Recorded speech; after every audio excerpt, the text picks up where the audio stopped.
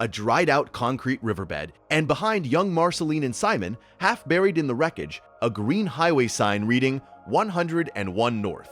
That is the moment Adventure Time quietly admits Ooo is post-apocalyptic Los Angeles, and not one character ever says the word California. I love that they let the wreckage do the talking. So tonight is a little different. Everything in this video is a fan theory. Every single idea, all of it unconfirmed speculation that fans have stitched together in the quiet spaces the show leaves open. Nothing official confirms most of what we are about to wander through, and I will keep the real canon separate from the theories built on top of it. If you enjoy the slow ones like this, a quiet subscribe helps these stay made. Settle in, get comfortable. Welcome to Pine Hat. Let's start where the world ended, with the Great Mushroom War. I want to start not with a wizard or a talking dog, but with a road sign lying in the dirt. Because once you have seen it, you cannot unsee what this show is really about. Picture a riverbed. Not a river, a riverbed, a long concrete trough with the water mostly gone, just a thin dark trickle running down the middle of all that pale gray cement. The kind of channel that was clearly built by human hands a long time ago and then simply left. The walls slope up on either side, cracked, streaked, patient. Weeds push through the seams. And lying there in the wreckage, half buried, tilted in the muck, there is a sign. A green highway sign. It still says, if you look, 101 North. Sit with that for a second, because the people who made this scene wanted you to. There is no music swelling to tell you it matters. It is just there, in the background, the way a gravestone is just there in a field. 101 North. Anyone who has ever driven a certain stretch of a certain American city feels something cold go down their spine, because that is a real road, and that pale concrete channel is unmistakably a real river that has been emptied out, and suddenly the whimsical little cartoon you put on to fall asleep is standing in the ruins of a place you could point to on a map. That image comes from an episode called Simon and Marcy, and the reading that fans land on, the one that reframes everything, is genuinely unsettling. The candy-colored fantasy land where all the adventures happen, the place with the bubblegum princess and the ice wizard and the stretchy dog, is not some faraway invented world at all. It is post-apocalyptic Earth. And going by that drained river and that highway sign, fans have theorized it is specifically the Los Angeles area, our Los Angeles. 1,000 years after something went very wrong. I should be careful here because this is exactly the kind of place where speculation likes to dress up as fact. No character in the show ever says California. Nobody says America. The river and the 101 sign are the real on-screen evidence, and they are strong, but the precise city is fan inference stitched on top of that evidence. The show points. The fans name the place. And honestly, that is the move that hooked me, that gap. Because here's the question that I think runs underneath this entire video. The thing I keep circling back to at 2 in the morning. If the land of Ooo really is our own Earth, long after we wrecked it, then what does this gentle, goofy, beautiful little show secretly believe about us? About people? About the species that left a highway sign rotting in a dead river? And have the fans been right all along that the silliest, brightest images in the whole thing are quietly grieving the human race?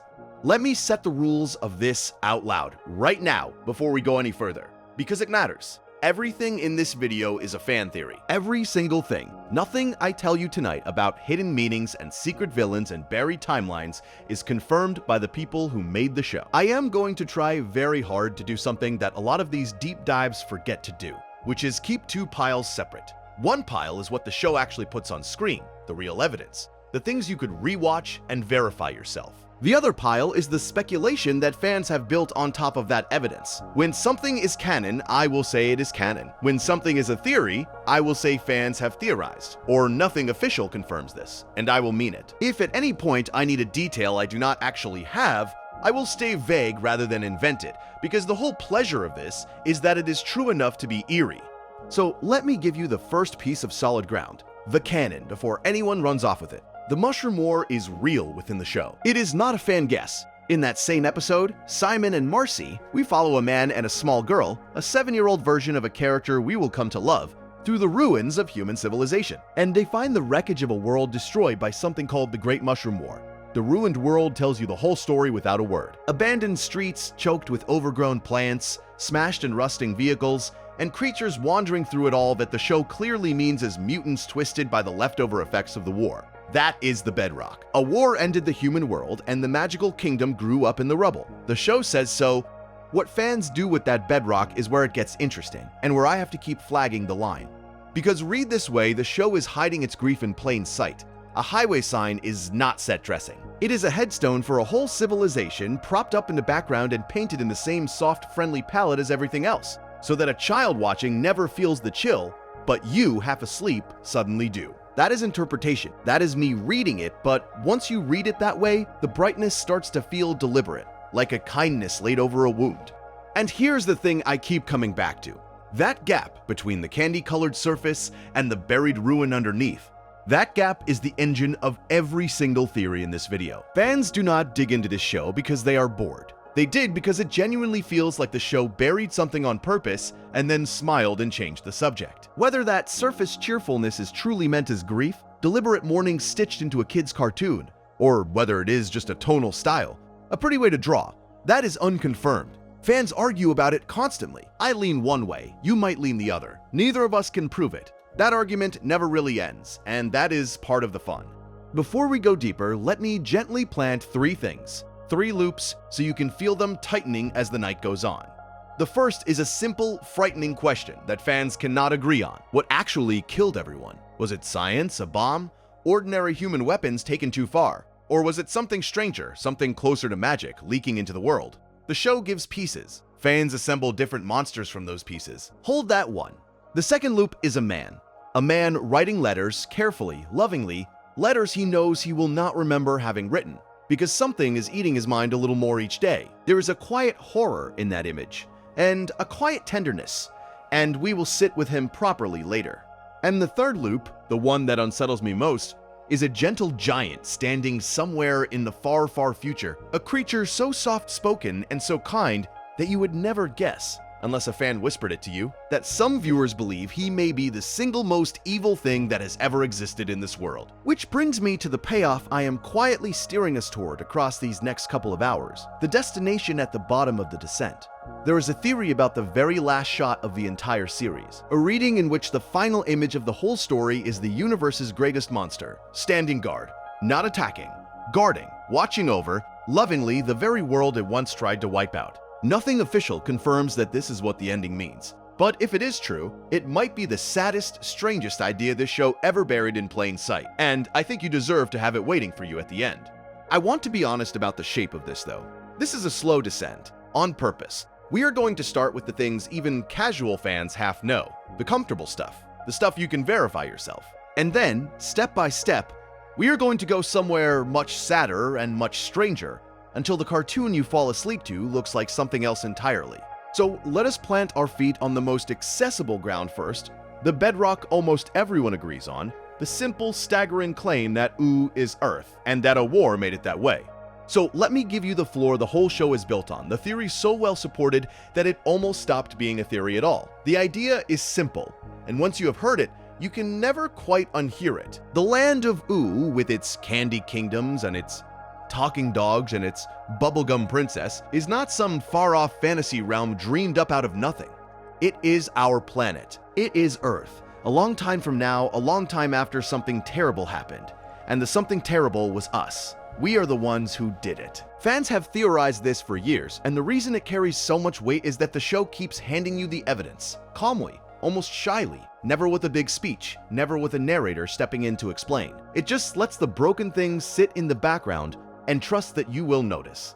So let me walk you through what the show actually gives us, slowly, the way a tired mind likes to be walked through a thing.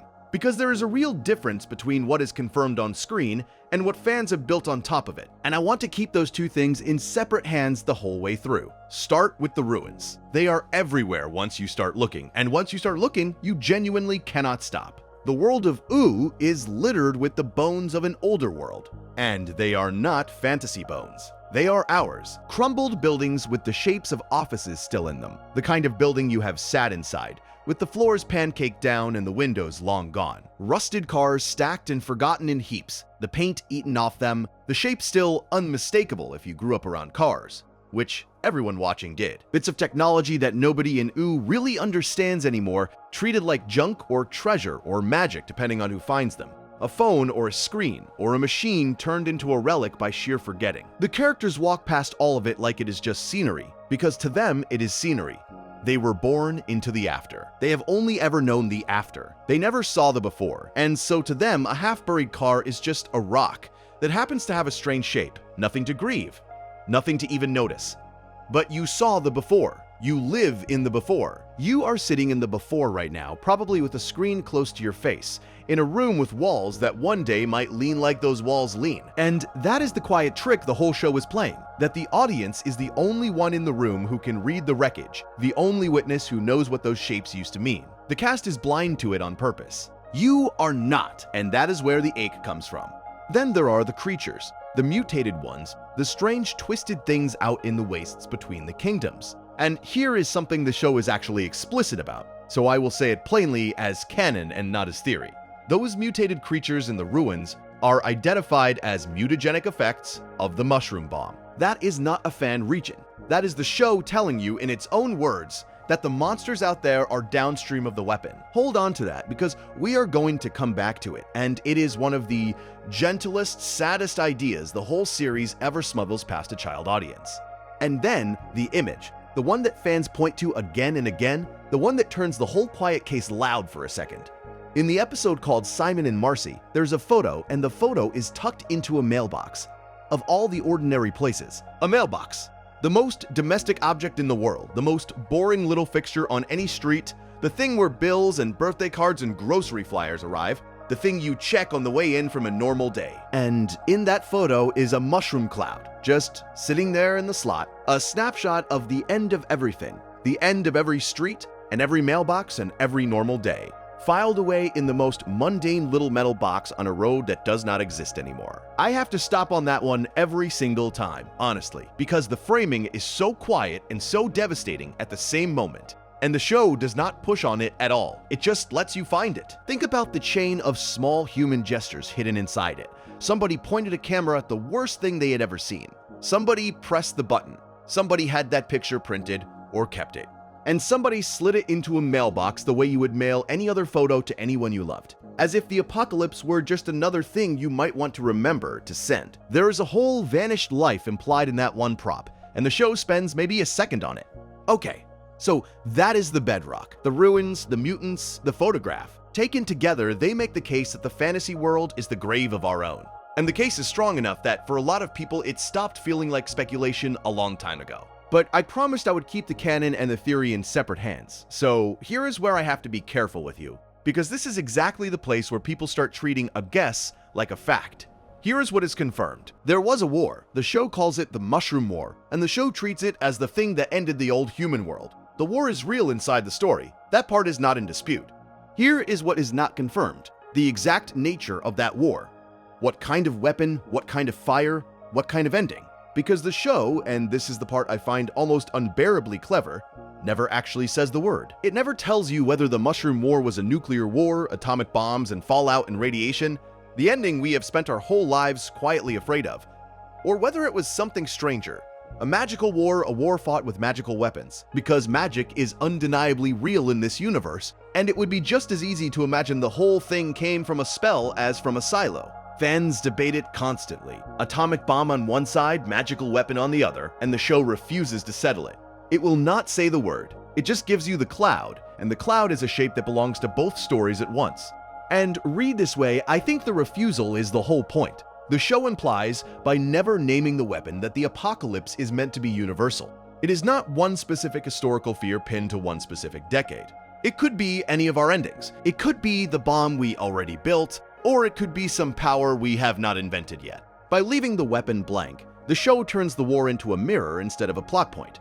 And that is why it lands the way a warning lands rather than the way a backstory lands.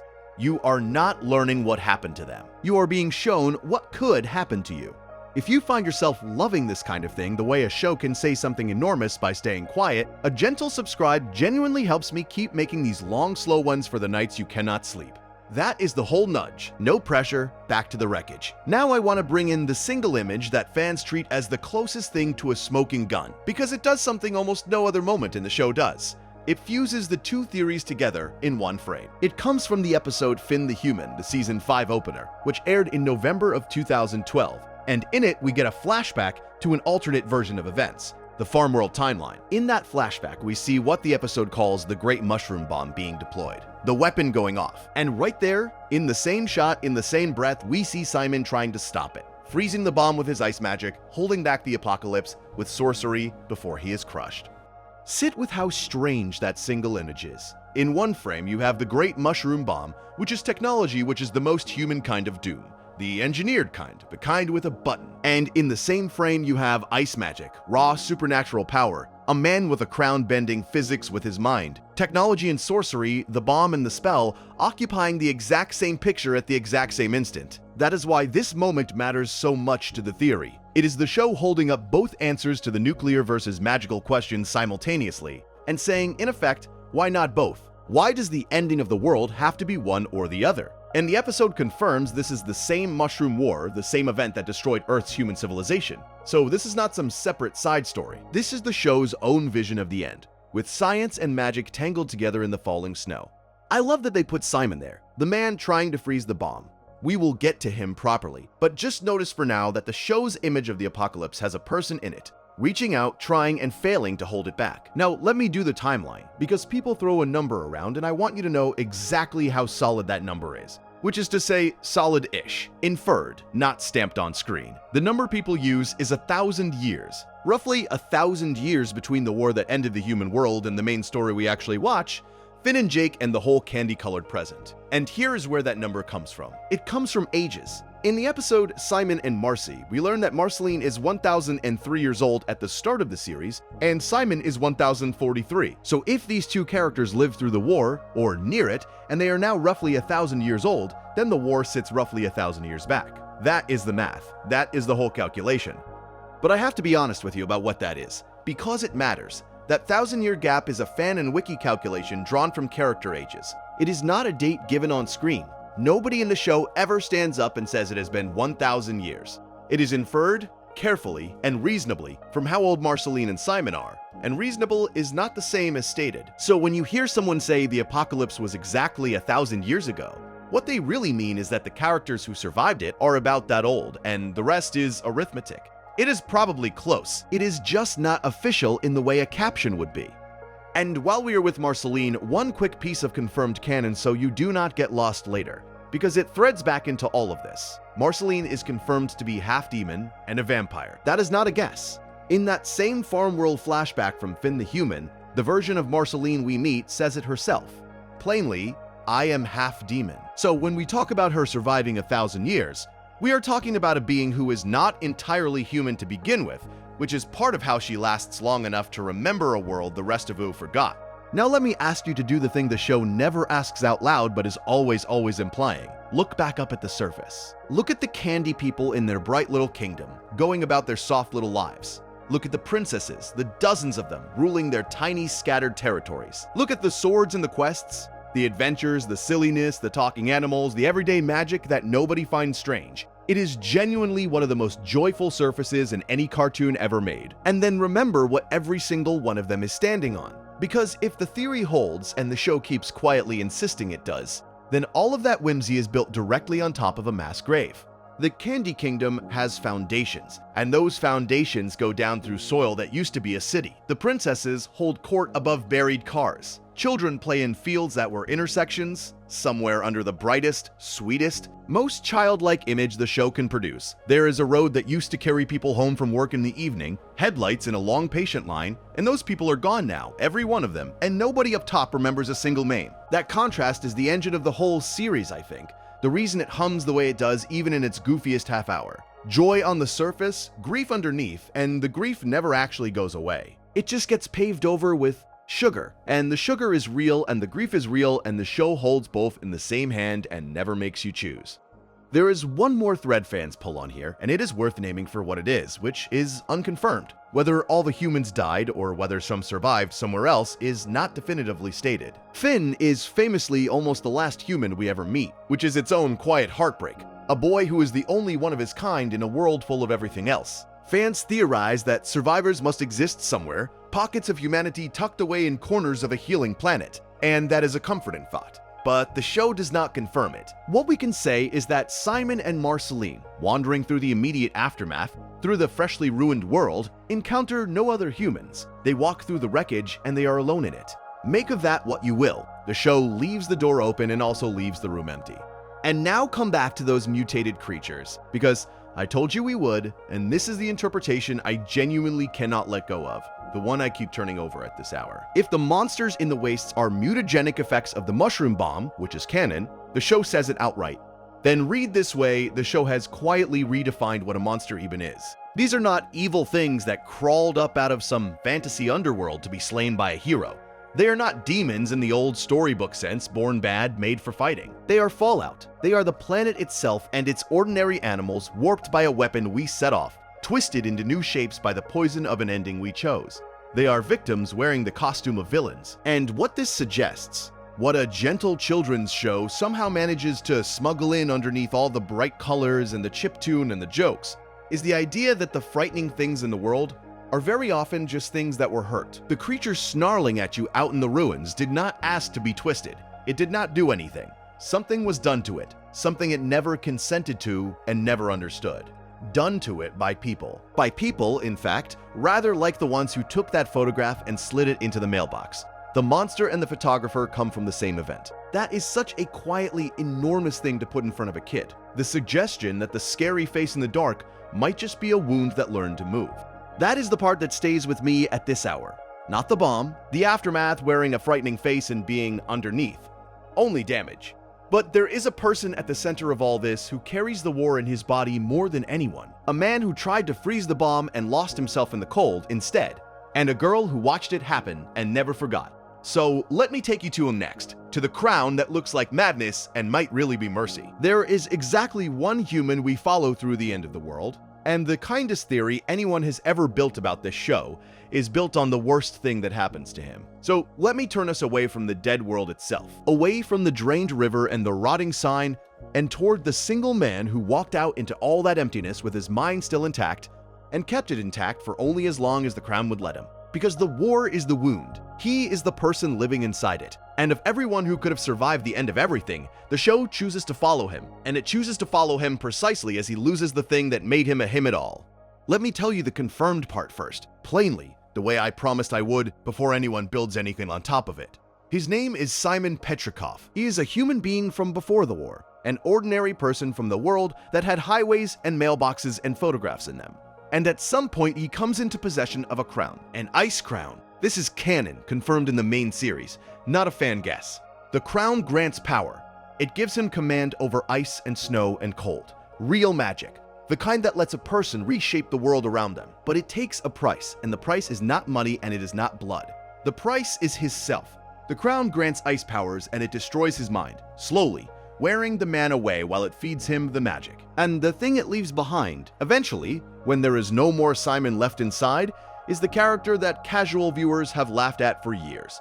The Ice King, the goofy, whining, princess-kidnapping wizard with the long beard and the silly voice. That clown is what is left of a man named Simon Petrikov after the crown finishes eating him. That is not a theory. The show confirms that the Ice King is Simon, transformed and emptied out by the crown. Sit with that for a moment, because it changes the sound of every joke he is ever in. And the episode that drives it all the way home is called I Remember You. It is from season 4. It aired back in October of 2012, and I think it broke a lot of people who thought they were watching a comedy.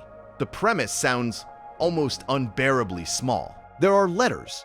Simon, while he could still write while there was still enough of himself left to hold a pen and mean something by it, wrote letters. And those letters are addressed to a girl named Marceline.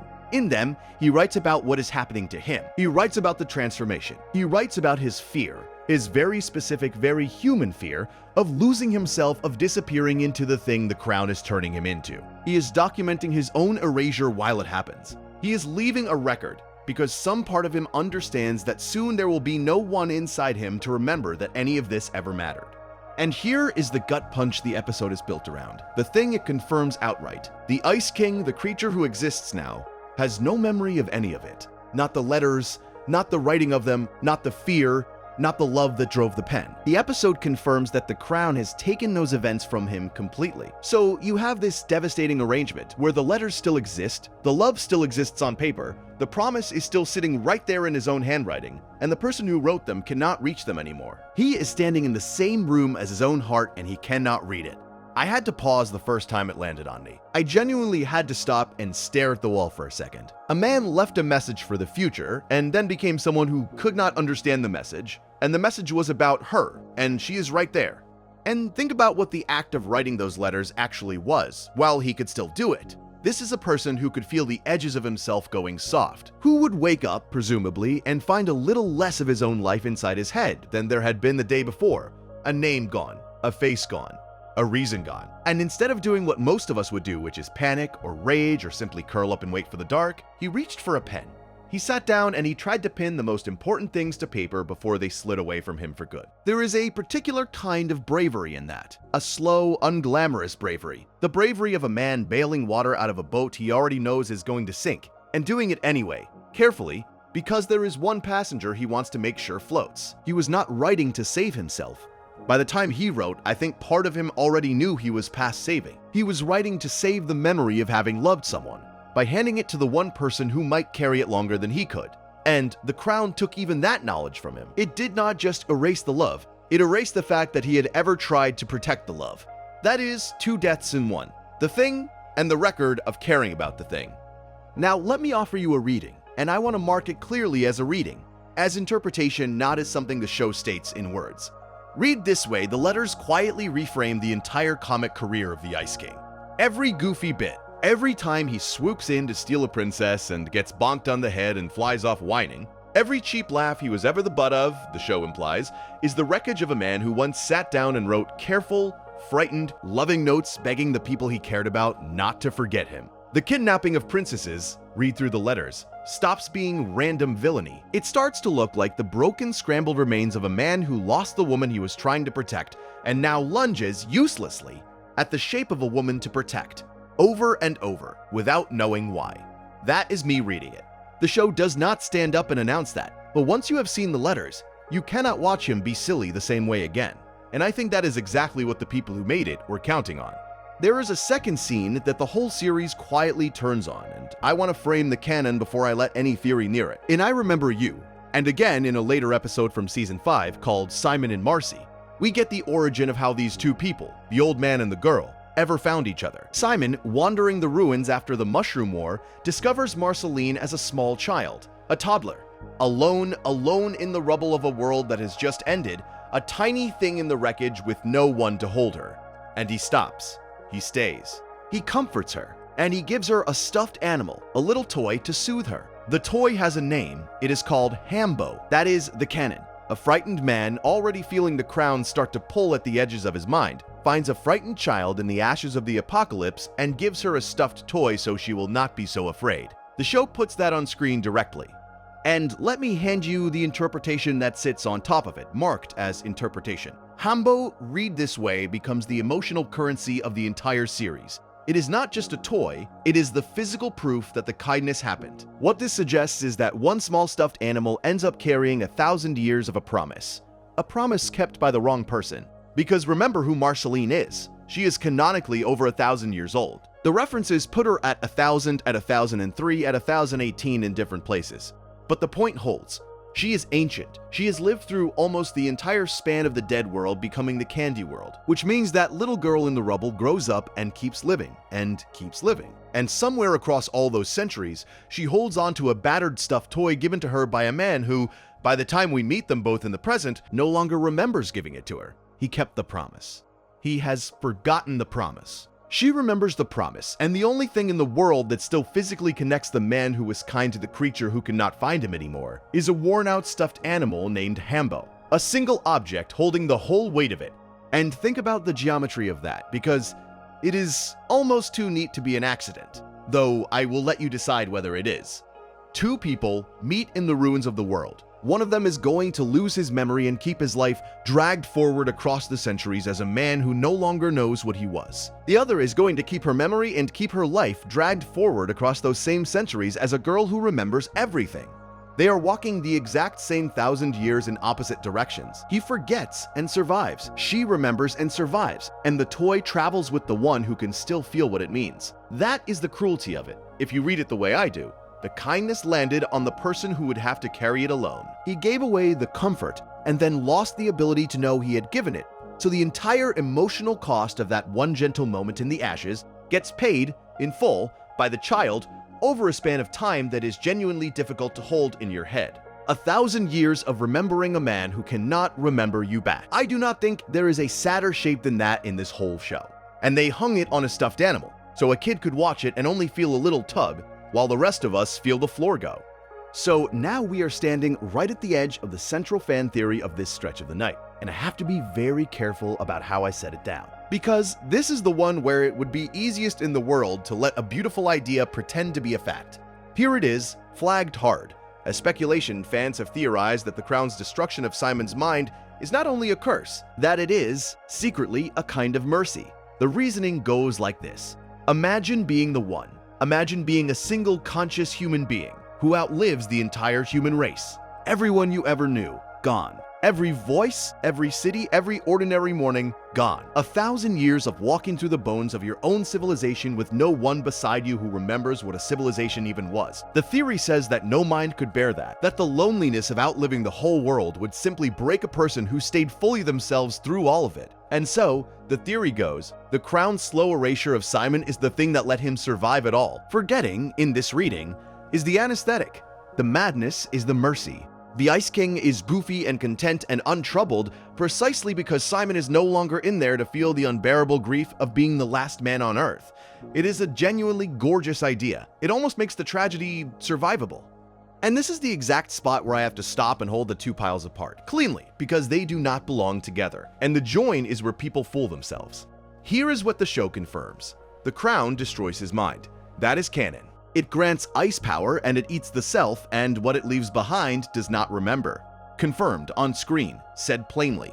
Now, here is what the show does not confirm. The show does not say the Crown is protecting him. It never frames the forgetting as a gift. It never tells us the madness is a shield against grief. That entire warm reading, the mercy, the kindness, the idea that the curse is secretly looking after him, is fans projecting kindness onto a curse. It is us, the audience, who cannot stand to watch a good man be hollowed out for nothing. So we decide the hollowing must be doing him a favor. Nothing official confirms the Crown is protective rather than simply coldly destructive. The mercy is a story we tell on top of the canon because the canon by itself is almost too sad to hold. I lean toward loving the theory. I also have to be honest that the show gives me a curse, full stop, and the comfort is something I am adding myself. While we are here, there is one more piece of fan speculation worth naming and then setting back down, because it grows in the same soil. Some fans theorize that Simon retained more of himself than the show ever admits, that somewhere under the silly wizard, more of the man survived than the Crown would have us believe, watching, half present, never fully gone. It is a tempting idea, and there are moments people point to, but it is unconfirmed. The show does not verify it. It is one more piece of warmth we press into the gaps because we want the man to still be in there somewhere.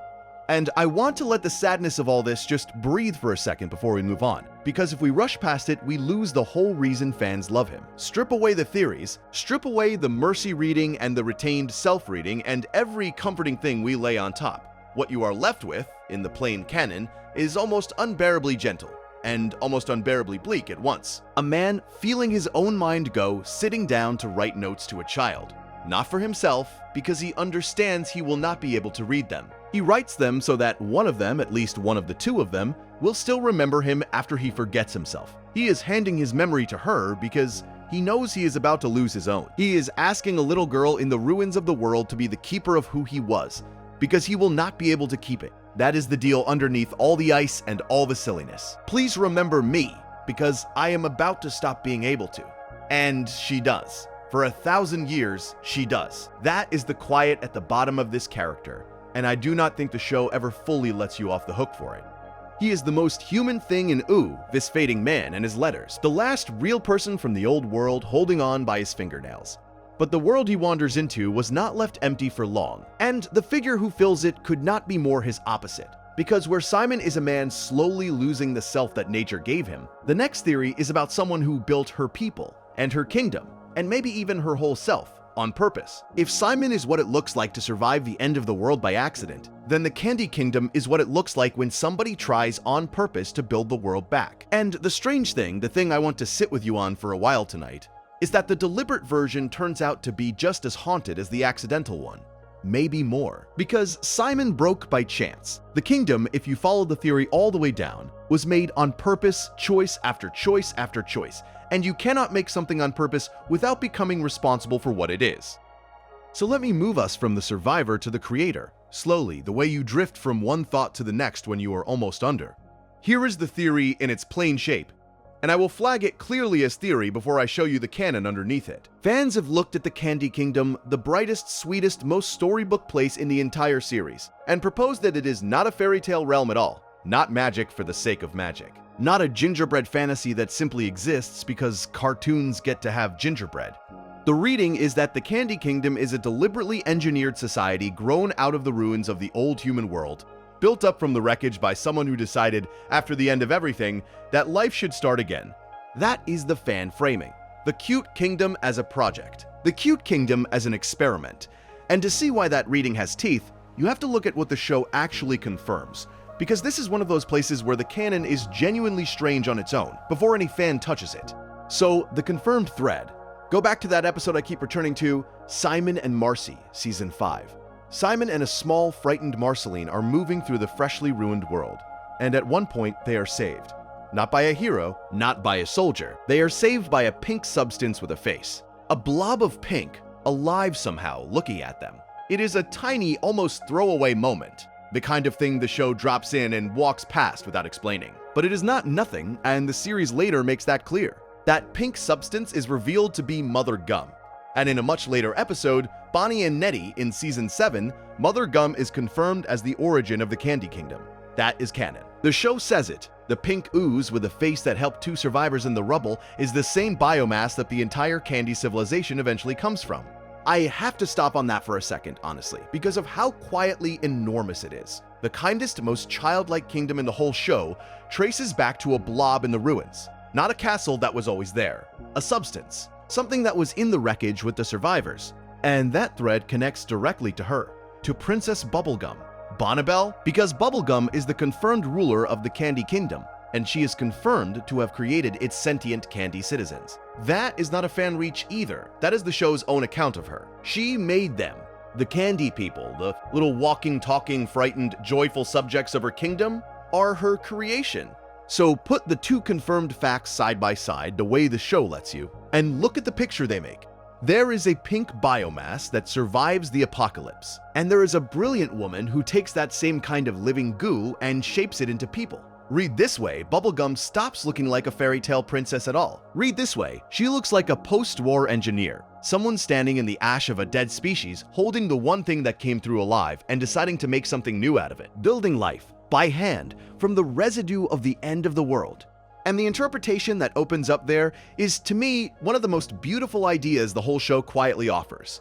The show implies, if you read its villains and its rulers against each other, that Bubblegum is the counter-argument to the Lich. Hold those two figures up at the same time. The Lich, whatever else he is, wants extinction. He wants the candle blown out, all of it, life itself switched off. And then there is her, on the other side of the same broken planet, doing the exact opposite with a kind of relentlessness that never quite stops. She manufactures life, over and over, imperfectly, stubbornly, out of the literal leftover material of the apocalypse. One of them wants the story to end. The other one will not stop starting it again. And she does it not with magic words and cosmic doom, but with science, with experiments, with her sleeves rolled up. That contrast feels, to me, like the secret moral spine of the whole series. Death on one side, and on the other, a woman who answers death by simply refusing to stop making more living things.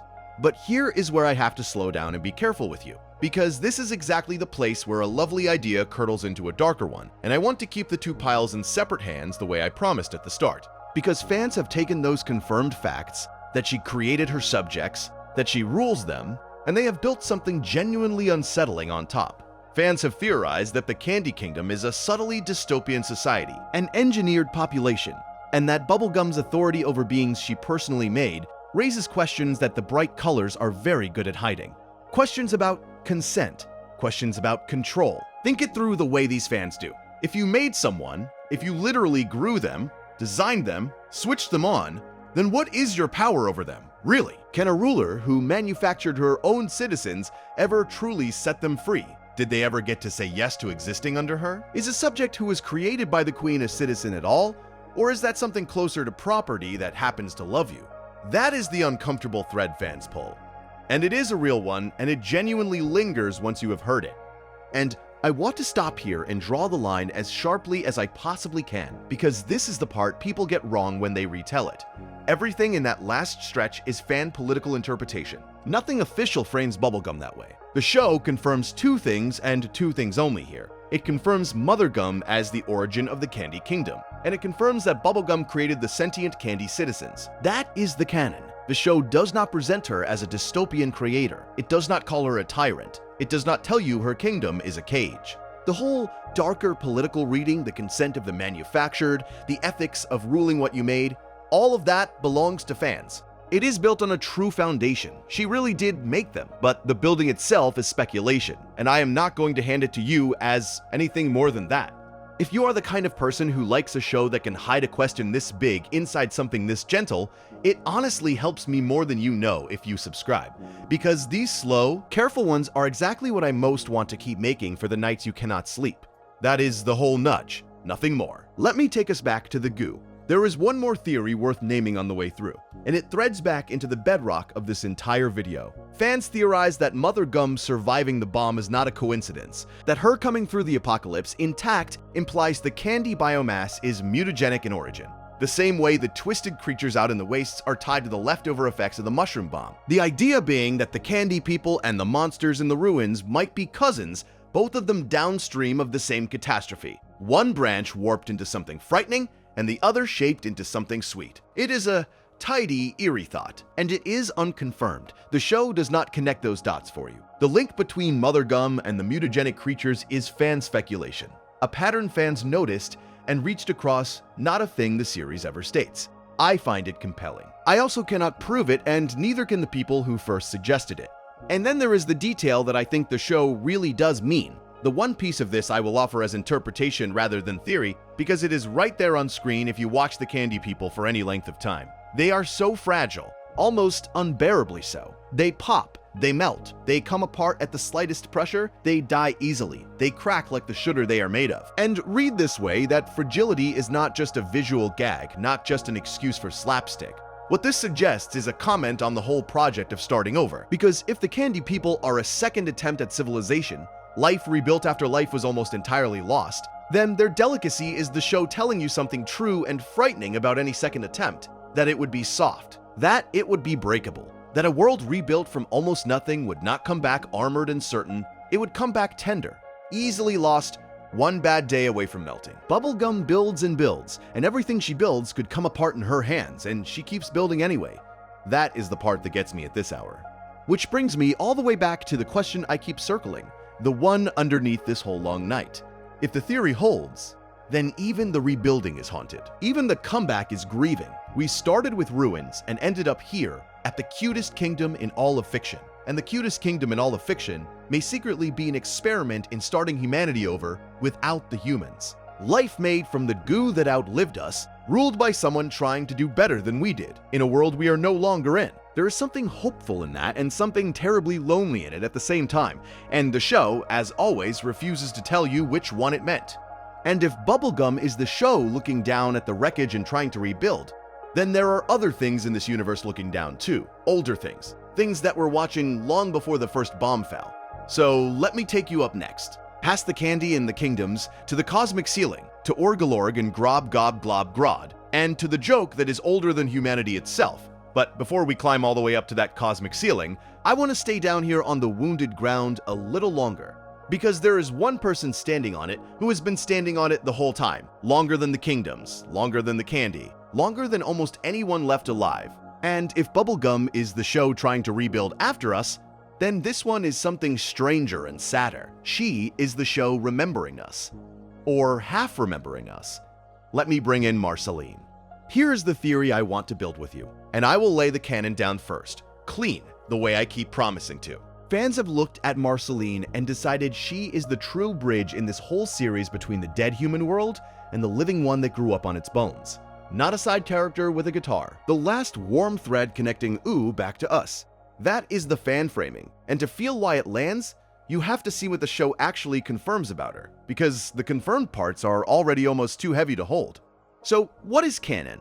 Marceline is about 1,000 years old. That is established. She has lived through nearly the entire stretch of time this video has been grieving. The full length of the dark between the Mushroom War and now. And here is the piece that undoes me every time. She was a child when it happened. In the episode called I Remember You from Season 4, it is confirmed that Simon Petrikov, the man who would slowly become the Ice King, found her as a small girl crying alone in the ruins of a city the war had destroyed. He gave her a toy, a little stuffed bear named Hambo. He looked after her, and then, confirmed in that same thread and in Simon and Marcy from Season 5, the crown took him by inches and he forgot her, forgot he had ever loved her, while she was still small enough to need him. That is canon. A child alone in the ash, whose one protector slowly lost his mind and his memory of her right in front of her eyes. I have to just sit in that for a second, honestly, because it is so much sadder than anything a kid's show should be allowed to carry quietly in its back pocket. She did not read about the end of the world. She was there. She was a little girl in it. And here's another confirmed piece, and it changes the shape of everything. Marceline was not born what she is now. Born immortal, a half-human, half-demon hybrid, a human mother and the demon Hunson Abadir for a father. She could have grown up. She could have grown old, and then, much later, confirmed in the Stake story from Season 7, she became a vampire when the dying vampire king bit her. Her immortality is not something she was handed at birth. It is something that happened to her on top of the war, on top of the abandonment. The deathlessness came after. And read this way, fans have theorized that her immortality is not a gift at all, but a kind of sentence, the show's quiet image of what it actually costs to survive an apocalypse and just keep on surviving it, year after year, century after century, while everyone soft enough to die gets to. I want to flag that clearly. That last turn, immortality as punishment, as the loneliness of the one who cannot stop outliving things, that is fan interpretation. The show does not say it. What the show gives you is the facts, the age, the child in the ruins, the acquired deathlessness, and fans build the ache on top. But the ache fits the facts so well it is hard to set down. Now the hunger, because this is where the theory gets its strangest and best idea. You probably know the detail, it is one of the show's loveliest small inventions. Marceline does not drink blood to live. She eats the color red. Confirmed on screen more than once. She drains the redness out of strawberries, out of fruit, and the thing is left gray and emptied behind her. Blood only appeals to her because of its color, not because she needs the blood itself. And fans have taken that gentle, almost whimsical rule and theorized something underneath it. That her hunger is the show's picture of what an apocalypse does to a person who lives through it. That she does not consume to destroy. She consumes to keep some color, some warmth, some life in herself. In a world that the war drained gray, she is literally pulling the red out of things so she does not go colorless too. Read that way, every strawberry she empties is a tiny act of holding on, a survivor taking just enough brightness to not become another gray ruin herself. That is theory. I want to be honest. Nothing official tells you her diet is a metaphor for surviving the end of the world. The color rule is canon, the meaning fans hang on it is not. But once you have heard it, you cannot watch her drain a piece of fruit gray without feeling the whole dead planet behind the gesture. Let me come back up for air for a second, friend, because this is a lot, and it is late. Picture it simply. A girl who was small when the world ended, who cannot die, who keeps herself from fading by quietly sipping the color out of things. That is not a monster. That is grief with a guitar. And then there is the half-remembering, which is the heart of the fan reading and the part the canon supports more than people expect. Fans have theorized that Marceline carries actual fragments of the world before the war. Real memory, the last living human memory in all of Wu, faint and worn but genuinely there, and the show hands them something to point at. In the song called Everything Stays, from that same Stake story, we get a pre-war flashback of Marceline as a little girl with her human mother, who comforts her with that exact song. That moment is confirmed. It means she was alive before, even if only barely, in the human world with a human mother, in a time the rest of Wu has no access to at all. So when fans say she half remembers us, they are not inventing it whole. They are reaching from a real, confirmed scrap, a mother, a lullaby, a child before the bombs, toward the larger idea that some thin thread of the old human world is still running. quietly through this one immortal person who will not say how much she recalls. And I have to draw the line clean here, the way I always do. The confirmed part is the flashback, the mother, the song, the age, the child in the ruins. The idea that Marceline is the deliberate living bridge between humanity and U, the keeper of the last real memory of us, carrying the war's grief in her hunger and her deathlessness. That is the fan synthesis. It is built on true pieces. It is still a frame fans made, not a thing the show sits you down and states. I will not hand it to you as fact. I will only tell you it is the most human reading of the least human-looking character in the whole series. And that may be the entire point. Because here is what gets me. At this hour, with all of it laid out, everyone else in U inherited the end of the world secondhand. They live on top of it. She lived through it. She is the one figure who connects the silly bright present all the way back to a specific human girl, a specific city turning to ash. And if the fans are even partly right, then the show put its truest memory of us inside the one person built to never let go and never die, which means the grief never actually ends. It just learns to play bass and keep a 1,000-year face. But for any of that ache to land, for Marceline's long memory to weigh what it weighs, you have to first believe the things she remembers actually mattered. That the human apocalypse is the real center of this whole story and not some footnote. And that is exactly the belief the next stretch is going to test. For everything we have said so far to feel as heavy as it does, you have to believe the human apocalypse matters. You have to believe the Mushroom War is the center of the story, the wound the whole show keeps circling. And it is, for us. But let me tell you about the theory that, cosmically speaking, it barely registers at all. Because there is a way of reading Adventure Time where you lift the camera up off the planet entirely, up past the Candy Kingdom and the buried freeways, up past the whole grieving Earth. And what you find up there is so much older and so much stranger that the end of mankind starts to look like a single bad afternoon, in a story that has been running for longer than there have been people to ruin anything. And I want to be careful here, the way I have been careful the whole way through, because this section is where canon and theory get tangled the tightest, and I am going to keep pulling them apart for you. So start with what the show actually puts on screen, because it is genuinely strange enough on its own without anybody theorizing a thing. In the episode called Orgolorg, which aired in June of 2015, late in Season 6, the show takes its single silliest character and tells you he is a god. Gunter, the little penguin, the one who waddles around being a tiny agent of chaos, knocking things over, eating things he should not eat. The comic relief of comic reliefs. A creature whose entire job for years was to make you smile when the show got too heavy. That penguin, the episode confirms, is Orgolorg, and Orgolorg is an ancient cosmic entity, a being the show describes as a breaker of worlds, something that once ruled out there in the dark between stars, devouring or shattering whole planets, on a scale that has nothing to do with us at all. And at some point this thing was struck down. It was beaten, defeated, and in the fall it was compressed, crushed down out of its terrible cosmic form into something small and soft and powerless, into a penguin, into Gunter. The god did not die. The god got squashed into a shape that eats monocles and bothers the Ice King. I have to stop on that for a second because the sheer audacity of it is its own kind of comedy. The show spent years letting you laugh at this penguin, and the whole time, if you take the reveal at face value, you were laughing at a defeated deity in witness protection. That is canon. That is on screen. That is not me reaching. And the thing that struck Orgolorg down is the next confirmed piece, and it is just as enormous. It was Grob Gob Glob Grodd, the four-faced being, the cosmic guardian, and the episode tells us Grob Gob Glob Grodd brought down Orgolorg with the flaming sword, the same kind of weapon that threads through so much of the show's deep lore. So already, before any fan has said a single word, the show has handed you a battle between gods that happened out in space, a breaker of worlds, versus a four-faced guardian, a fight with a flaming sword, all of it utterly indifferent to a little blue planet that, at the time this fight mattered, did not even have a human civilization on it yet. Which brings me to the single strangest confirmed detail in this whole stretch, and I want to say it slowly because the first time you hear it, it does not sound real.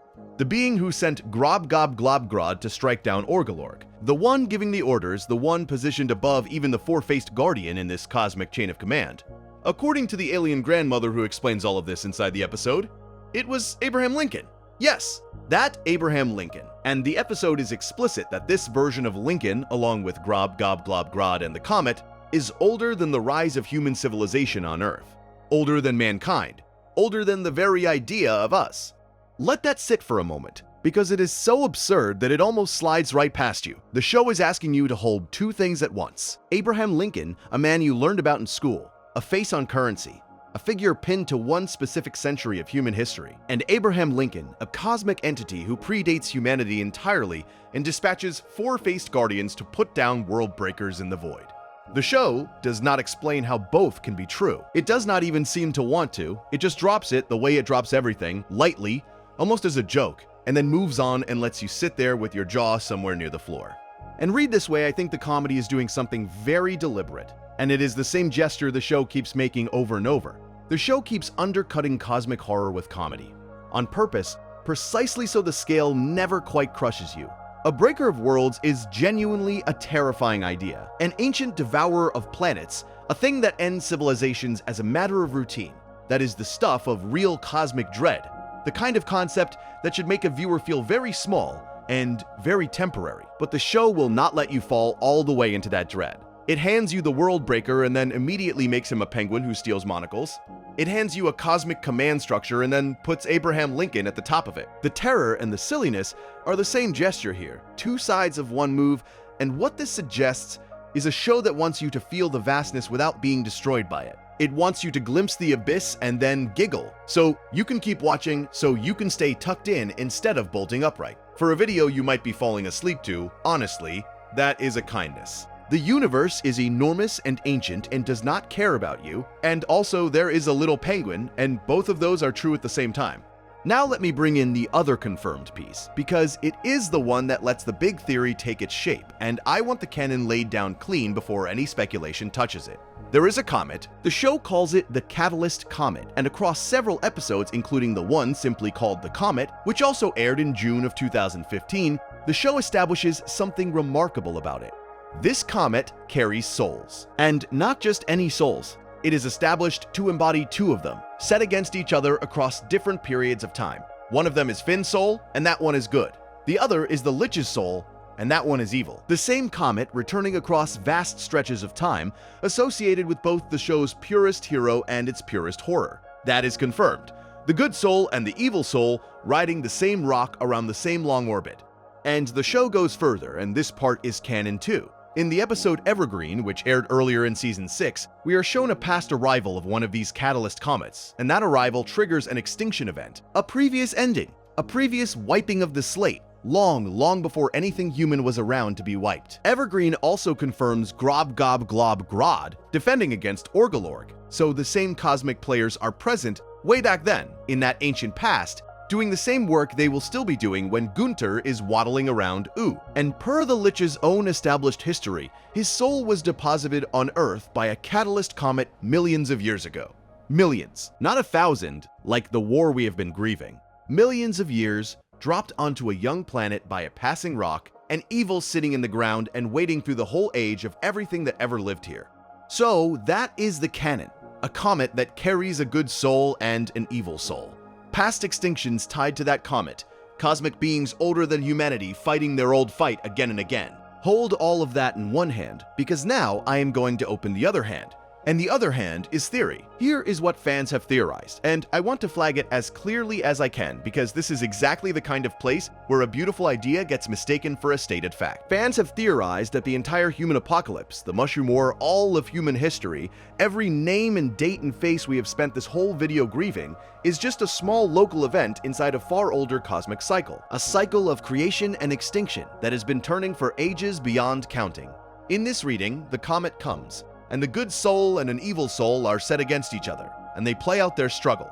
And then there is an ending, and then the slate is wiped. And then the comet comes again, and it happens all over, and it has happened many times, and it will happen many more. And Finn and the Lich, in this theory, are simply the latest two faces of that ancient rhythm. The current good soul and the current evil soul, born onto a particular ruined planet at a particular moment, fighting the same fight that has been fought since long before Earth. A good versus extinction rhythm that predates us entirely and will outlast us just as easily.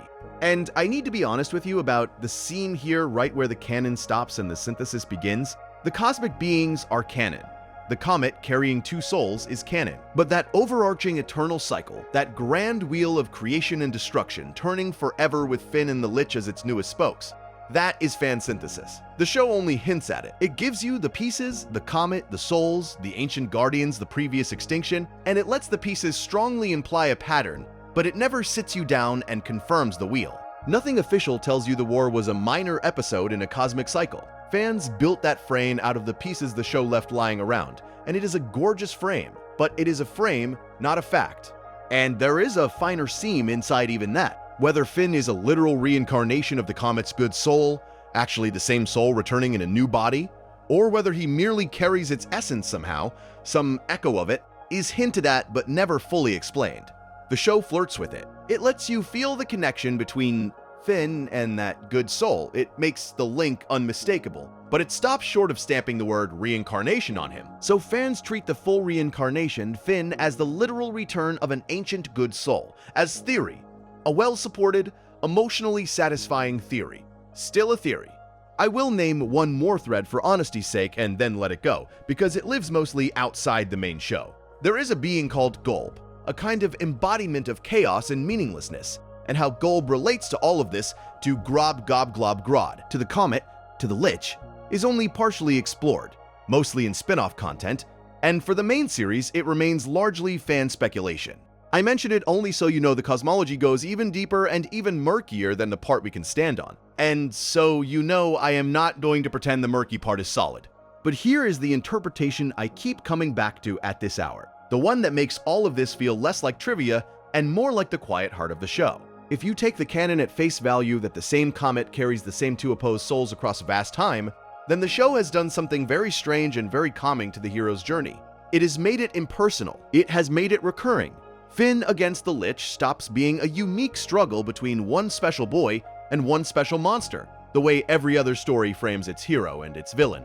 And read this way, it becomes something almost geological, a pressure that builds and releases. A rhythm older than the players, where good and extinction take turns wearing new faces, comet after comet, age after age, and the particular boy and the particular monster matter enormously to themselves and almost not at all to the wheel. There is something in that which should be horrifying, the smallness of it, the way it dissolves the hero into a pattern. And yet it does not land as horror. It lands more like the feeling of looking up at very old stars and knowing they were burning long before you and will burn long after. Not a threat, just scale.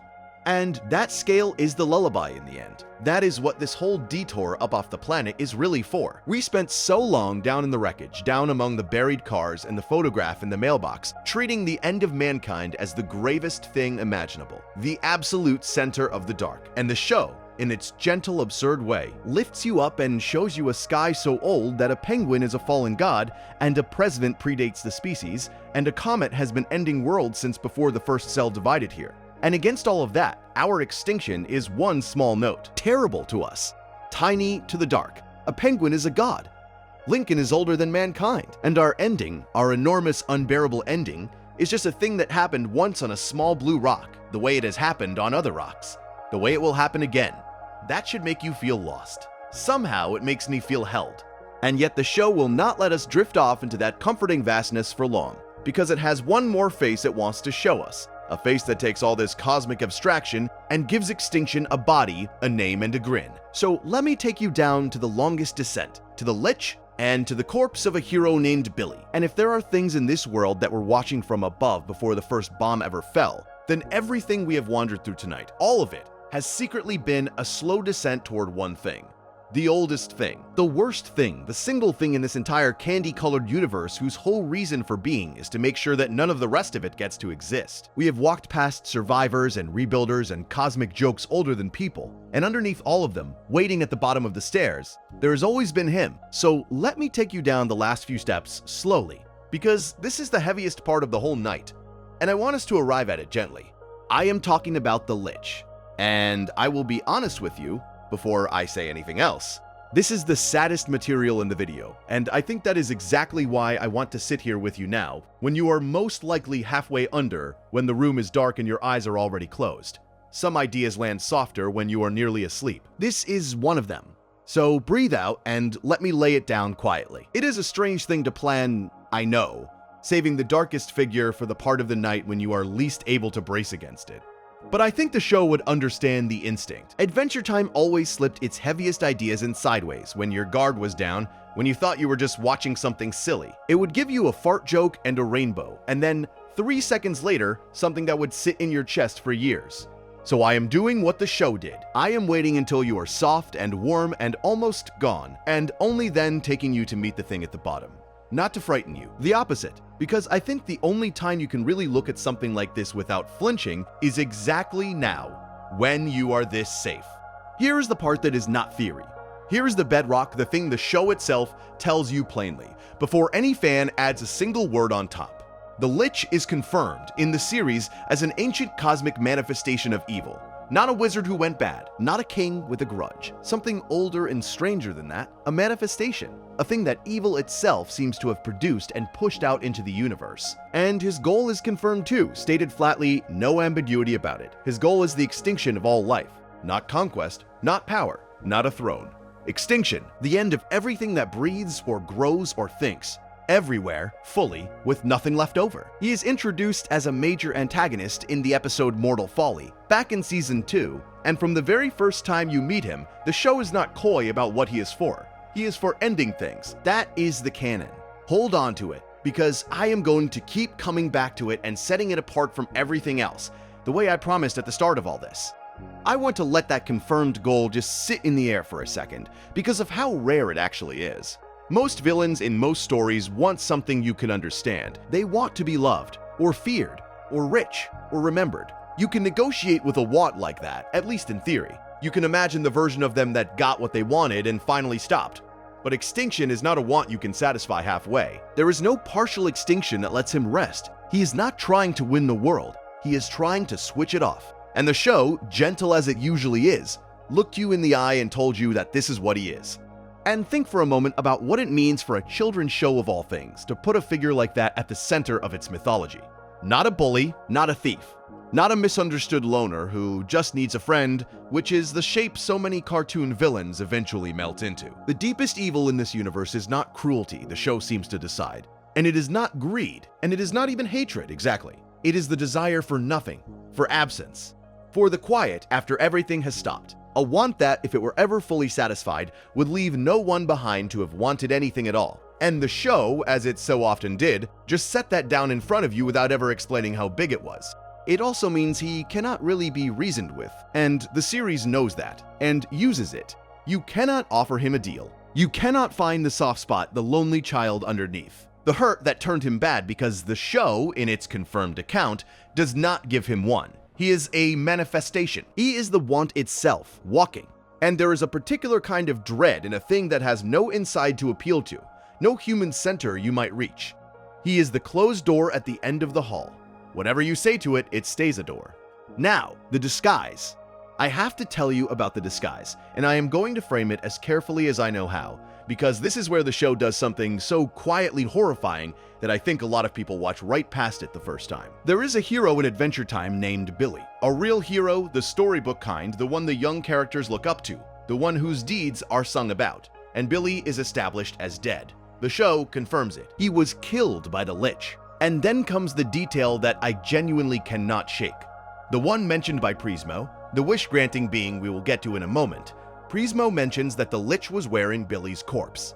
Wearing it. As a disguise, the thing whose entire purpose is to end all life killed the greatest hero this world had, and then climbed inside that hero's body and walked around in it, using the shape of courage as a costume. That is referenced through Mortal Folly, and it is canon. Death, literally dressed in the skin of heroism. I had to put that down and walk around the room the first time it really landed on me, I will be honest. Because cartoons are not supposed to do that. That is a horror image. That is one of the bleakest pieces of imagery I have ever seen tucked inside something made with such soft colors. And think about who Billy was, because that is what makes the costume so cruel. Billy was the proof that this broken world could still produce a good person. He was the hero the young characters measured themselves against, the one whose songs got sung around fires, the one who showed that even after the end of everything, you could still choose to be brave and kind and large-hearted. He was hope, basically. He was the evidence. And the thing that wants all of it gone did not just kill him. It took the evidence and wore it. It put on the shape of the proof that goodness survives, and use that shape to move closer to ending goodness entirely. There is a horrible economy to it. The will to extinction did not waste the hero's body. It repurposed it. It turned the symbol of hope into a disguise for the thing that once hope erased. Sorry, I keep saying I will lay this down gently and then I find the sharp edge of it again. Let me breathe with you for a second. It is just the two of us and a dark room and a very old monster very far away. Nothing here can touch you. I only want you to see the shape of what the show did, because almost nobody slows down enough to see it. And here is where I move from what the show confirms to what the show seems to mean by it, and I am going to mark that line clearly, because it matters. Read this way, the disguise is not just a creepy trick. The show implies something with it. By clothing the will to end all life inside the body of a dead hero, the series suggests that the urge toward annihilation very often hides inside the imagery of heroism and righteousness. That the worst thing does not usually show up looking like the worst thing. It shows up wearing the face of the good guy. It shows up draped in the language of saving people, of doing what must be done, of being the brave one. That is interpretation, that last part, that is me reading meaning into the choice. What is confirmed is only this. Billy died, the Lich killed him, and the Lich wore his corpse. The meaning I am pulling out of it, the idea that annihilation likes to dress as righteousness, that is the show implying, not the show stating. Keep those two apart in your mind even now, even this far under, the fact in one hand, the reading in the other. Because the temptation with a figure like this is to let the interpretation harden into fact. And I do not want to do that to you tonight. So let me bring in the theory proper. The big one, the one that fans have built and that I find genuinely difficult to stop thinking about once it is in my head. Fans have theorized that the Lich is not really a character at all, not a person, not even a monster in the ordinary sense. The theory is that he is a personification, a face put onto a force, and the force in this reading is the very same death drive that caused the Mushroom War in the first place, the impulse that made people build a weapon capable of ending the world and then use it. The fan idea is that the Lich is the war, that he is that exact urge, the human will toward total annihilation, given a body and a name and a pair of glowing eyes, so that the show could let you look at it directly. And so every single time he appears, every time he rises again, it is the apocalypse coming back to finish a job it started 1,000 years ago. The end of the world, refusing to be finished, returning and returning to try once more. And I want to stop and be very clear, because this is precisely the kind of claim that gets repeated until people forget it was ever a theory. That reading, the Lich as the Mushroom War wearing a face, is interpretation. It is fan speculation. Nothing official confirms it. The show does not tell you he is the war. It does not say he is a personification of humanity's death drive. Fans theorize that, fans built it, and it is a beautiful and terrible piece of theory, but it is theory. What the show actually confirms underneath it is narrower and steadier. His goal is the extinction of all life. He is an ancient cosmic manifestation of evil, and his origin reaches back almost unimaginably far. Those things are canon. The leap from those facts to he is the war given a face, that leap belongs to the fans, and I am handing it to you as exactly that. No more. But here's why the theory has such a grip. Why it does not just float away as a nice idea. Read the Lich as the Mushroom War with a face, and something changes about the whole show. Every appearance stops being a monster of the week and becomes the apocalypse itself, patient and tireless, trying to complete the work it began the day the bomb went off. The reading turns him from a villain into a recurrence, into the idea that the end of the world was not a single event that happened and was survived, but a will, a tendency, something that is still out there in the marrow of this planet, still pushing, still wanting the candle out. That is what the interpretation does. It makes the apocalypse ongoing. And whether or not the show meant it, I cannot unfeel it once I have thought it. And I think the reason fans reach for that reading, the reason it feels almost inevitable once you have spent enough nights in this world, is the timing. Because look at what the show confirms about when he arrives and when he matters. His goal is the extinction of all life. The Mushroom War was, as near as anything in this world gets, an attempt at exactly that. A species reaching for a weapon that could end the world and then choosing to pull the lever. And the Lich is the great looming threat of the era that comes after, the long aftermath, the 1,000 years of ruin we have been walking through all night. So you have an urge toward total ending that expressed itself once through human hands and a bomb, and then a creature whose entire confirmed purpose is total ending, who haunts the world those hands left behind. The fan mind looks at those two shapes and wants to draw a line between them, wants to say, surely these are the same thing. Surely the impulse did not die with the people who acted on it. Surely it just put on a new body and kept going. And I understand the wanting. I feel it too. But wanting two things to be the same is not the show saying they are, and I have to keep faith with you on that.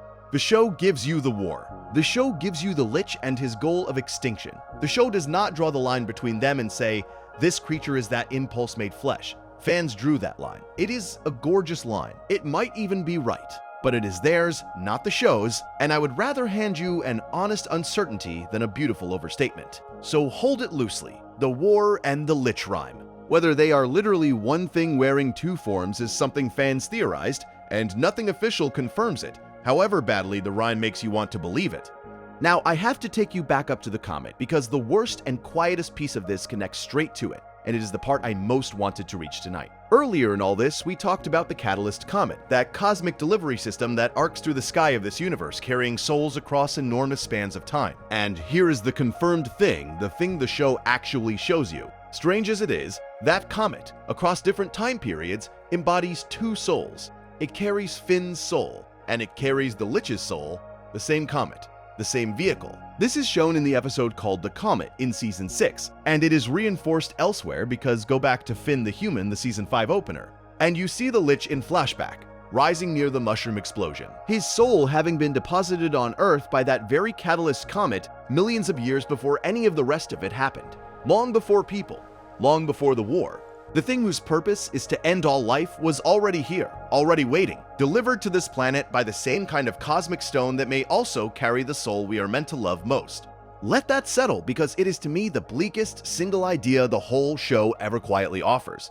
Read this way. What the comet means is that good and annihilation arrive by the same vehicle, that the capacity to save the world and the capacity to end it might come from the same place, ride the same stone, fall to the same earth out of the same dark sky. The thing that ends everything and the thing that protects everything, brought here by one delivery system, across time. What this suggests, if you sit with it, is that creation and destruction are not opposites kept safely apart in this universe. They are siblings, they came in on the same fire, and the show, with its candy and its sweetness, buried that idea right at the heart of its mythology and let almost no one notice. Most stories keep their light and their dark in separate boxes. The hero descends from the sun, the monster crawls up from somewhere underneath, and the whole comfort of it is that the two were never the same, never family. This world will not give you that comfort. Here, the same recurring cosmic stone carries the soul we are taught to root for, and the soul that wants the lights of the universe put out, just at different turns of its long circle through the dark. It does not play favorites. It does not know the difference. It delivers whatever is riding it salvation one age and extinction the next, with the same indifferent fire. And there is something almost unbearably honest in that, if you let it in. Because is that not closer to how things actually are than the tidy version? The same species that wrote symphonies built the bomb. The same hands that cradle can also close. The capacity to make and the capacity to unmake have never lived in separate people, in separate places, arriving by separate roads. They ride the same vehicle. They always have. And the show looked at the most frightening truth about us, that our genius for love and our genius for ending are not opposites but neighbors, born of the same spark, and it found a way to say it with a comet and two souls and almost no words at all. I have to mark this plainly though, the way I have marked everything tonight. The comet carrying both souls across different time periods is confirmed.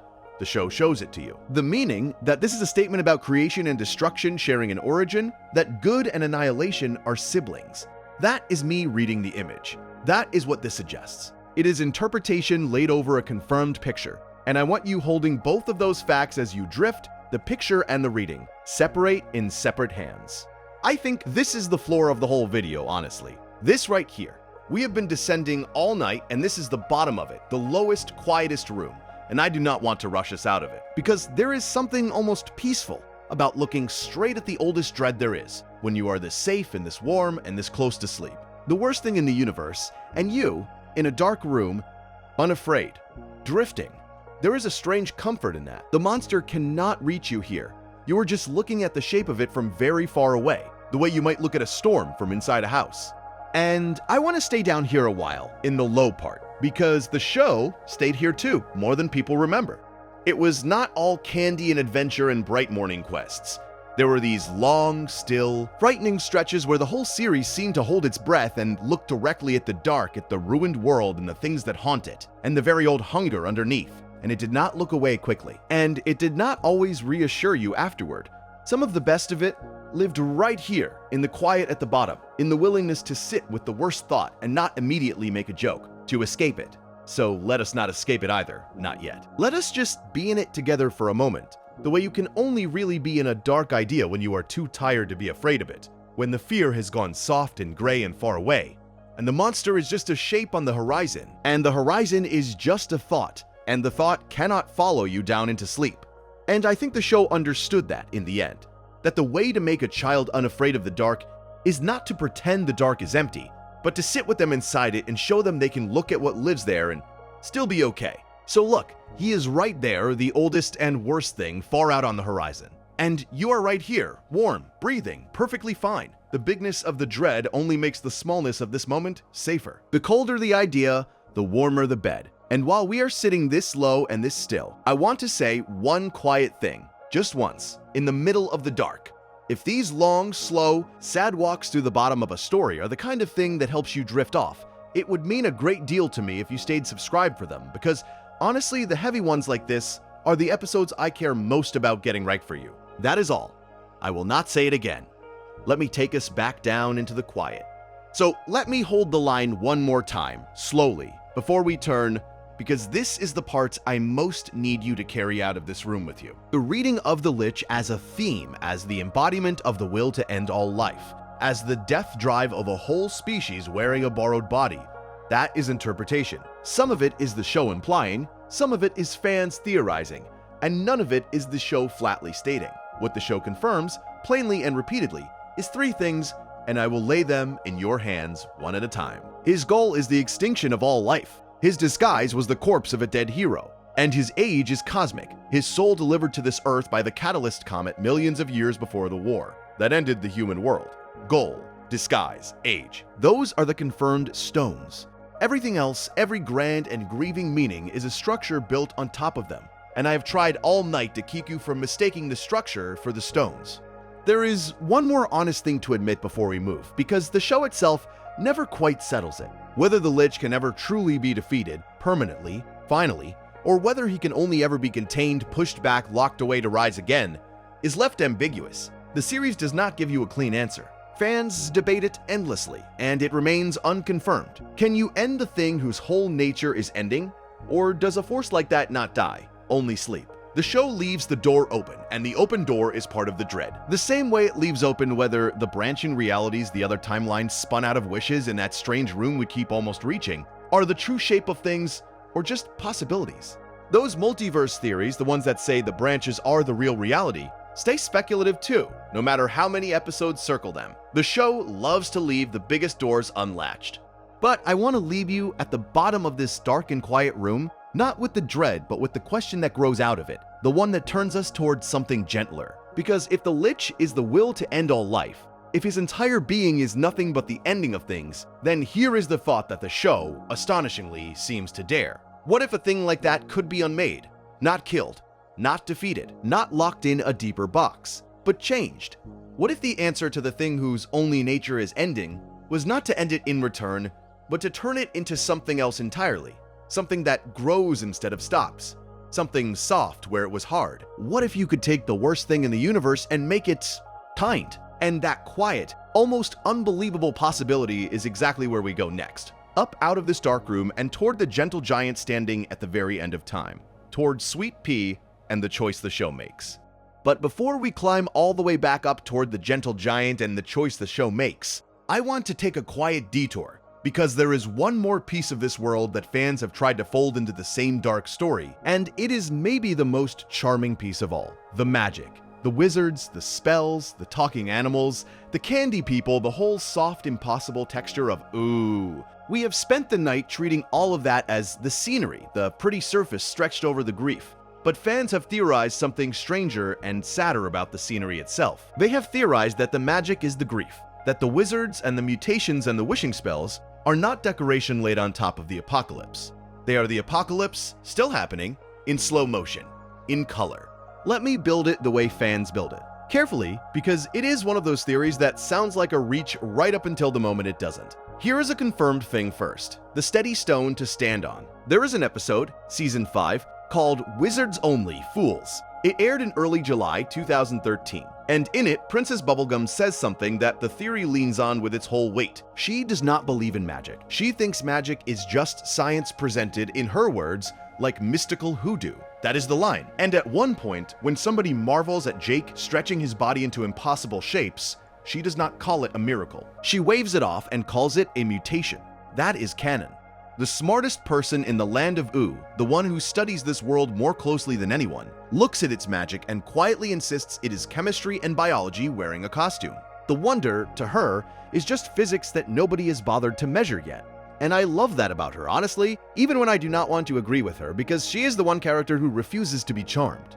Everyone else in Ooo lives inside the magic. She stands a step back from it, with a clipboard, a little lonely, insisting on the cold version of the story. Anyway, back to it. Because here is where the fans take her line and run somewhere she never quite went. If magic in Ooo is really science, they ask, then what science? Where did it come from? And the theory that has grown up around that question is this. Fans have proposed that the magic of Ooo is the aftermath of the bomb, that the strange weapon that ended the human world, the mushroom bomb, was not an ordinary nuclear device. The show calls it mutagenic, and mutagenic means it changes living things, rewrites them, warps the very rules a body is supposed to follow. So the fan reading goes that when that bomb went off, it did not just kill, it mutated everything that survived. It twisted biology into shapes biology had never made before, and those shapes 1,000 years later are what the inhabitants of Ooo simply call magic. The talking dog, the candy that thinks and feels, the endless wizards in their towers. Read this way, every spell in the show is radiation, slowed down and grown beautiful. Every wizard is a survivor of fallout, generations deep. The magic is the scar tissue. The whole shimmering surface of the world is the wound, healed strange. And I have to stop and mark the line hard here, harder than usual, because this one is so easy to repeat as fact. That reading, the bomb made the magic, is fan theory. Nothing official confirms it. The show does not sit you down and say the radiation became wizardry. What the show actually gives you is narrower. The bomb was mutagenic, that word is used. Things in Ooo are visibly mutated, and Princess Bubblegum on screen calls the magic science. Those are the stones, the structure built on top of them, the bombs fall out slowly becoming the spells. That is the fans reaching beautifully for a line the show left them to draw themselves. But there is one piece of confirmed evidence that makes the theory genuinely hard to wave away, and I want to give it to you because it is the strongest leg the whole idea stands on. There is an alternate timeline in the show, a world fans call Farm World, where the bomb never went off, where the war happened differently and that mutagenic weapon was never dropped. And in that timeline, that version of Earth is almost entirely without magic, nearly bare of it. The same planet, the same people, the same long centuries, but no bomb, and so the show implies, almost no magic. That is canon. That contrast is something the series actually shows you, and you can feel why it lights the theory up like a match. Take the bomb out of history and the magic mostly vanishes with it. Put the bomb back and the world fills up with wizards. The two seem to rise and fall together. The fan mind looks at that and says, surely the bomb is the source. Surely the magic is what the fallout became. And I have to be the honest friend here and tell you the part of this that the theory tends to leave out, because keeping faith with you matters more than keeping the idea tidy.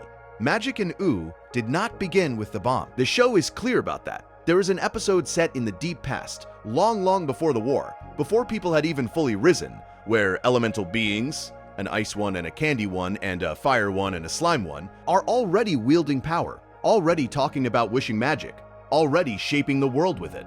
Magic was here first. It predates the human apocalypse by an almost unimaginable stretch. So the cleanest version of the theory, the one that says the bomb invented magic from nothing, cannot be quite right. And I will not pretend to you that it is, even at 2 in the morning, even when the tidier story would feel better. What fans have moved toward instead, the more careful version, is gentler and somehow sadder.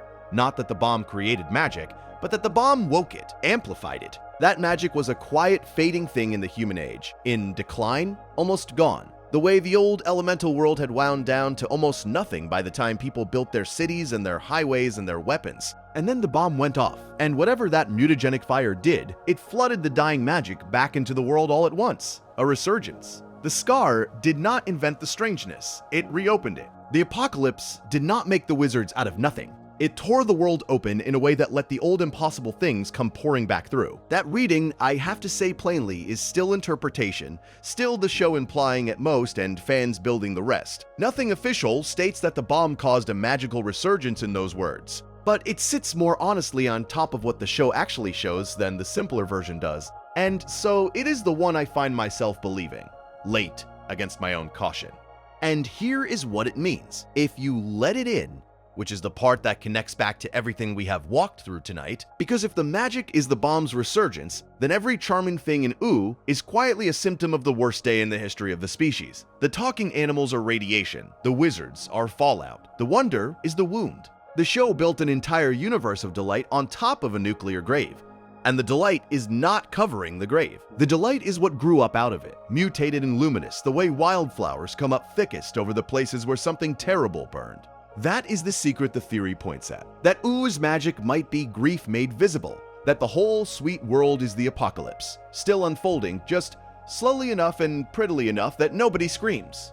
And once you have that thought, it is very hard to put down this idea that the brightness and the catastrophe are the same substance seen at different speeds, which is exactly the thread that leads us back down one last time to a single creature standing in a regrown world. And so we come back, the way the show itself does, to a single creature standing in a regrown world. Except this time, the most frightening thing we have talked about all night is the one keeping everyone safe. We have spent so long down in the dark with the Lich with the green light and the dead voice and Billy's hollowed out body that it almost feels wrong to say where the story finally goes. But it goes somewhere gentle. It goes somewhere that if you only ever saw it as a still image with no context, you would never in 1,000 years guess was the end of the worst monster in the whole world. Here's the piece of canon everything rests on, because I don't want to blur it. In an episode called Escape from the Citadel, which aired back in season 6, the Lich gets out. He's loose, he's powerful, he's everything we were afraid of, and then there's this fountain of healing blood from the Citadel Guardian, and the Lich falls into it, or is pushed into it, and the healing undoes him. Not kills him, undoes him. It strips away everything the Lich is, all that accumulated death, and what crawls back out is a baby. A small, confused, completely innocent baby. That's confirmed. That's not a theory. The most ancient embodiment of extinction in the land of Ooo gets reduced by the purest healing magic the show has to something that needs to be picked up and held. And then comes the part that gets me every single time. Who picks him up? Tree Trunks, the tiny elderly elephant who bakes apple pies, and her husband, Mr. Pig. The two sweetest, most harmless, most domestic characters in the entire series look at this baby, this thing that was the end of all life moments ago, and they just decide to love it. They name him Sweet Pea, Sweet Pig Trunks. They take him home. They raise him. And here's the second piece of confirmed canon, the one the whole passage hangs on. Sweet Pea is the reformed Lich. The show tells us that directly. The baby Tree Trunks is rocking to sleep as the same being that hollowed out Billy and reached for the multiverse. Death, given a crib. I have to sit here for a second, because I think that's one of the boldest things this show ever did. And it did it so quietly you could miss it. It took its absolute worst, the face it gave to the end of everything, and it didn't destroy that face. It diapered it. There's something almost unbearably tender about asking a children's cartoon to hold those two ideas at once, the cosmic horror and the nursery, and then just letting them sit in the same loom without flinching. Now let me carry that all the way forward, because the finale picks the thread back up, and this is where the full weight lands. The very last episode, Come Along With Me, which closed the series in season 10, doesn't end in the present. It jumps roughly 1,000 years into the future, far past everything we know. And there, standing over the land of Ooo, is Sweet Pea, still alive, grown enormous, a giant now watching over a world that has kept on growing, kept on living, long after the characters we love are gone. That's confirmed too. 1,000 years on, the reformed Lich is still there, and he is the Guardian.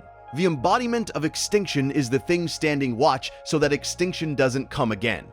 Read this way, ending the entire series on the redeemed face of its worst monster is the show's whole thesis in one image. The future isn't the absence of the apocalypse.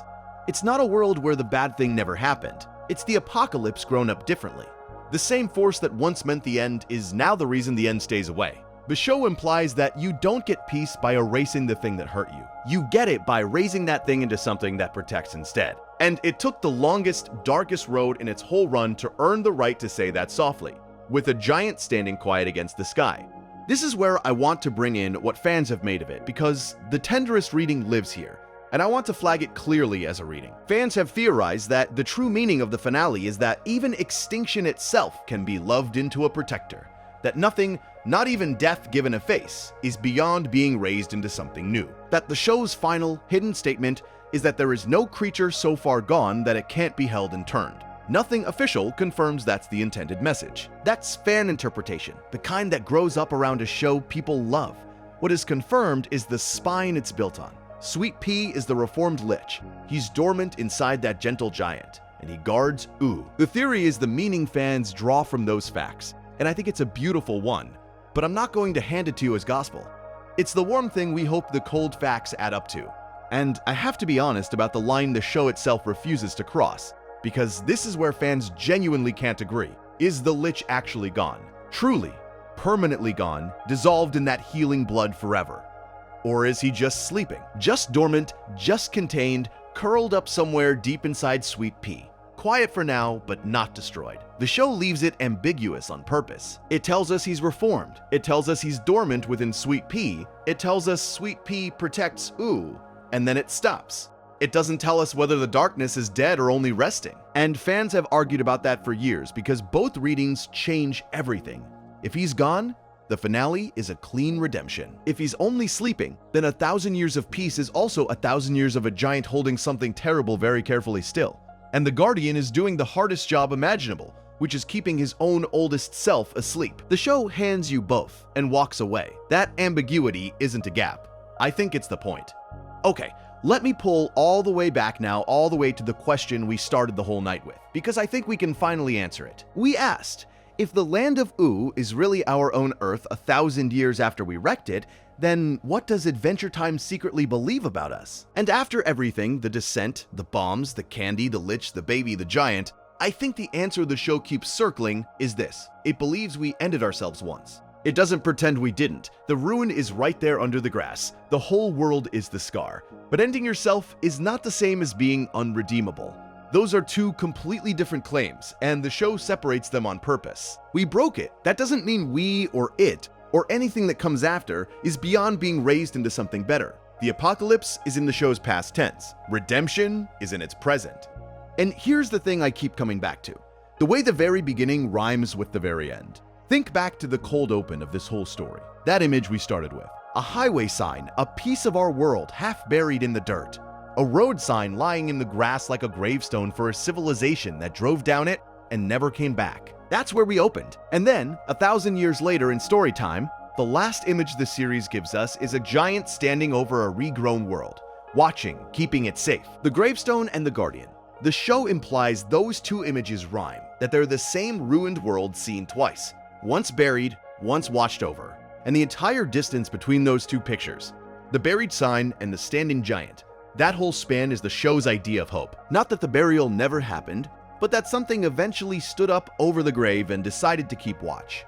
That, finally, settles the little argument that's been humming under all of this, the science versus magic thing. We kept circling it. Was it nuclear? Was it a comet? Was it the mushroom war in the literal sense? Was it magic leaking in? What actually was the bomb that ended us? And I think the reason the show never quite tells us, never gives us the clean technical answer, is almost the gentlest thing about it. To a world this far past the ending, what killed you matters less than what you chose to become afterward. The cause of death is a footnote when you're 1,000 years into the recovery.